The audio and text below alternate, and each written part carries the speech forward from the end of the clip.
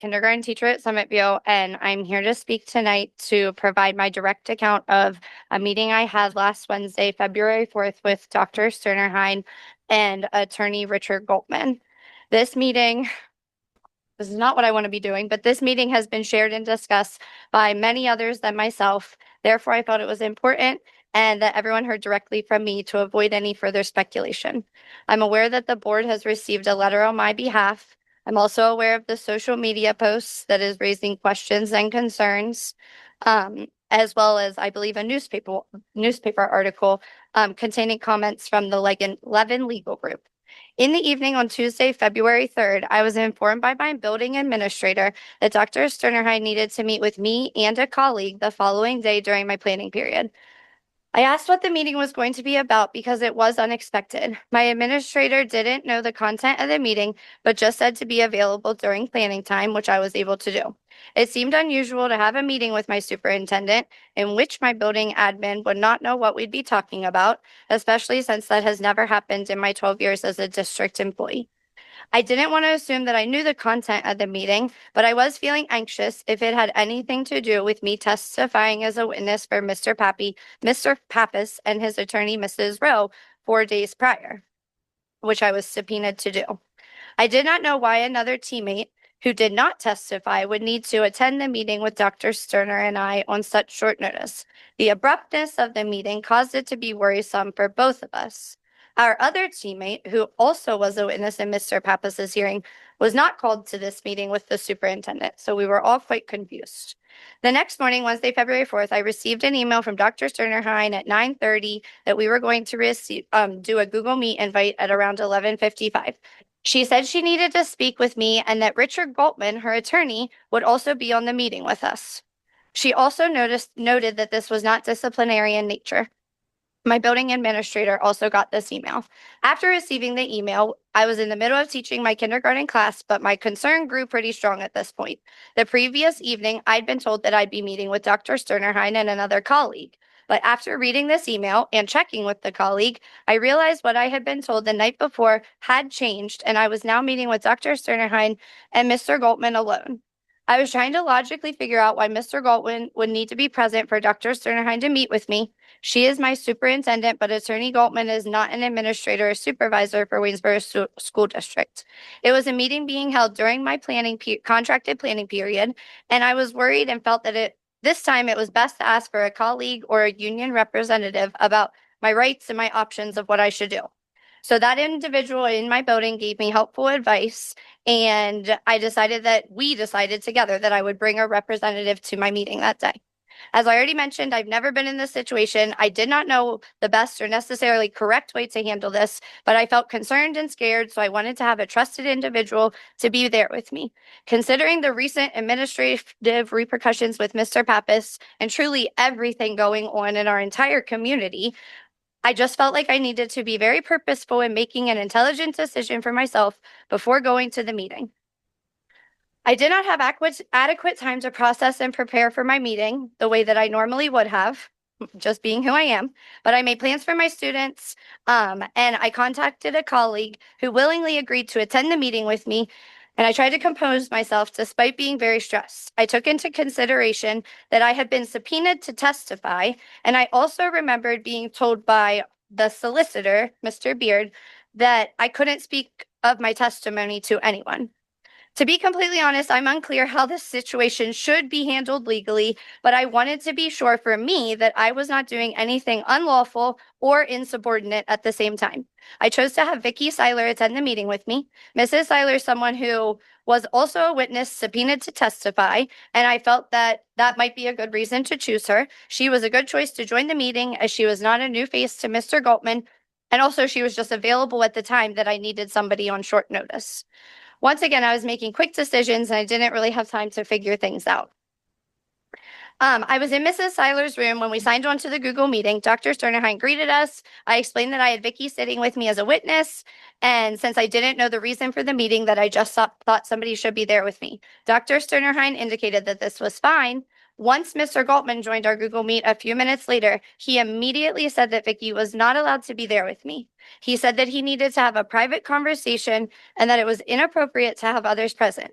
I mentioned to Mr. Goldman that before he joined the Google Meet that it seemed like it was going to be okay with Vicky being on the call. Dr. Sterner Hine did clarify that she maybe was not sure of all the rules either, but ultimately we followed Mr. Goldman's directive and agreed that Mrs. Seiler had to leave.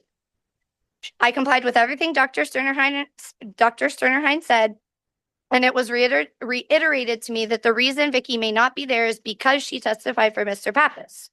Mrs. Seiler left the meeting and the room.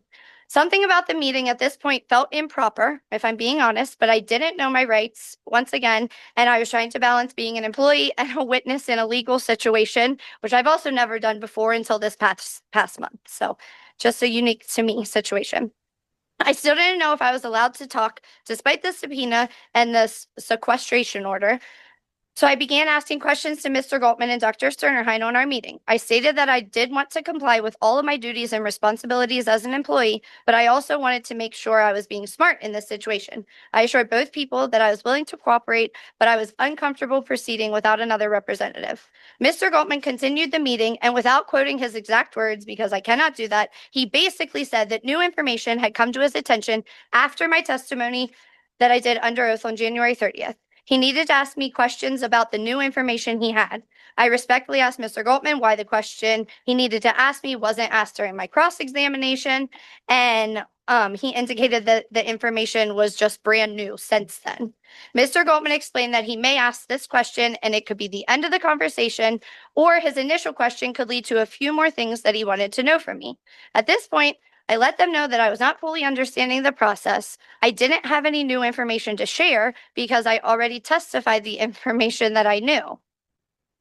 At this point in the meeting, I was feeling targeted. In the back of my head, and given Mr. Goldman's reason that he had just explained for why we were having the meeting, I was also wondering why he needed to question me, but not my other colleague who also testified as a witness for Mr. Pappas on the same exact allegation. Basically, why me? I expressed that I would prefer to have somebody with me, although Mr. Goldman did explain multiple times that it could just be as simple as one question to answer. I requested to find someone else to go sit with me, and Dr. Sterner Hine respectfully let me go do that, and she told me I could go get someone. She suggested a few people in close proximity to Mr. Seiler's office where we were, but I couldn't make a determination of a colleague that I felt comfortable bringing into this whole situation and somebody who was also available. I wanted somebody that I could trust, which is why I originally brought Mrs. Seiler with me. I let them know that I was going to try to find someone and that I would be right back. At this point, I was visibly upset. I was crying. I left Mrs. Seiler's office. I walked down the hallway and I saw Mrs. Covalt in our main office. Mrs. Covalt saw that I was upset also, and I quickly indicated that I needed a colleague that was able to sit with me, but it could not be her because she was also someone who testified for Mr. Pappas. Mrs. Covalt and I were unable to quickly think of a teacher who could join me. It was the middle of the school day, and most teachers, unless they were having lunch or planning, were with students. I returned to the meeting and I again reiterated that I wanted to cooperate, but I was unable to quickly find an individual. I was concerned that I was going to be considered insubordinate if I couldn't make all this happen quickly, and for insisting that I did want somebody with me. I apologized multiple times. Dr. Sterner Hine indicated that she did understand my perspective in wanting someone else. My allotted meeting time at this point was coming to an end, and Dr. Sterner Hine suggested to Mr. Goldman that they possibly follow up with me at a different time because they had somebody else that they needed to meet with. I asked Mr. Goldman if I was able to discuss this meeting with others, remembering that I was confused about the subpoena and that he had referred to the meeting as a private conversation. He instructed me that although I was permitted to discuss the meeting and the question that he was going to ask me, which we never actually got to the question, that he'd hoped that I wouldn't do that. One of the last comments that was made is that if I just would have answered the question, that we could have been done however many minutes ago. So I did again apologize to Dr. Sterner Hine and said that it was not at all my intention to waste the meeting time and have to reschedule, but I did feel strongly about having a representative. We came up with a rescheduled time, and I was to bring someone appropriate to the next meeting. This meeting began at around 11:55 and it ended at 12:20. And the reason I share that is because I had to go pick up my kindergarten students then again at 12:30. This was a lot, just to put it in regular talking and not exactly reading off my paper. This was just a lot to figure out and handle in the middle of my school day. And it just made the remainder of the day pretty challenging with my students. This kind of summarizes what occurred during my meeting last Wednesday with Dr. Sterner Hine and Attorney Galtman. After this meeting was held, I was upset. Many more people were talking about the meeting before I even got the chance to do that myself. And I would attribute that to my colleagues seeing me, wondering what was going on, being concerned, also empathizing with me that they understood how I felt in that situation. I was able to look up afterwards, reference my contract, and I did find Article 18.11, right to representation. And the following is stated: any employee required by law to meet with the employer's board of school directors or its representative is entitled to be accompanied by a representative of the employee's own choosing. My understanding of that policy, and that's not all of it, that's a blurb, is that I was entitled to have a representative of my choosing.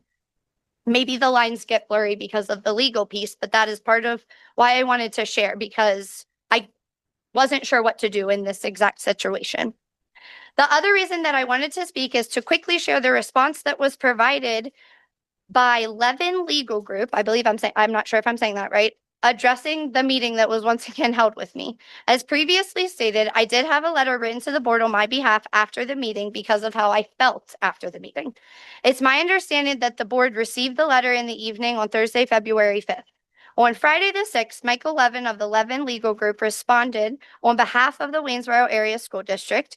He began by stating that his firm represents the Waynesboro School District, and some key points that Mr. Levin highlighted in the response to us was that the district denies that any improper conduct occurred during my meeting, and that the superintendent and council were engaged in routine fact gathering to determine whether an employee possessed information relevant to a pending matter. This inquiry was common, appropriate, and lawful. I think my only confusion is possibly how I'm involved with how all the pieces of this fit together. Now that everyone has heard directly from me, instead of speculating, I just kindly and respectfully ask each board member to reflect on not only my experience, but all the information that has been overwhelmingly coming at all of you. Was my meeting held lawfully without violation of my contract? Was it in accordance of the instructions given by the solicitor?